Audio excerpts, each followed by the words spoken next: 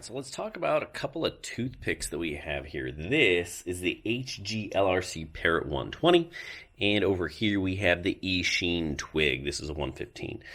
Let's start by talking about this guy, this Parrot. What is it? Well, it's a twig, not a toothpick. Some people might call it a toothpick. I think it's just a little bit too big, a little bit too heavy, a little bit too fast, too powerful, flying on 2, 3, or 4S batteries to call this thing a toothpick. But I really do like it.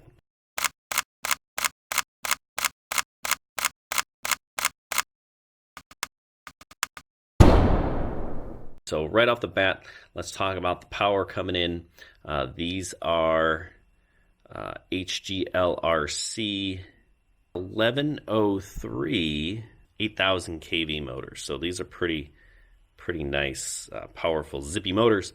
We got 65 millimeter 2-blade props going on here. I believe these are gem fan props. We got a nice TPU canopy with a fin so we can turtle mode it. And I got a nice 20 by 20 stack. The flight controller is an F4 flight controller. The ESC is BL Heli 600 capable. We got a 15 amp ESC in here. The VTX is switchable up to 400 milliwatts, so I can get some serious power coming out of this. I was actually flying at 200 because I forgot. I can go to 4.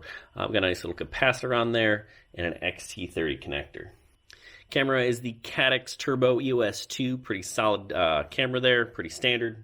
And mine came with an installed XM Plus receiver. I really like this thing. Actually, I'm going to say that this is currently my favorite toothpick.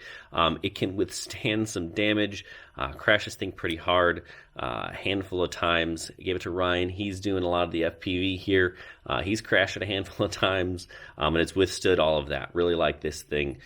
Good quality product. So let me know, what do you think of this? Have you flown one? Have you seen them?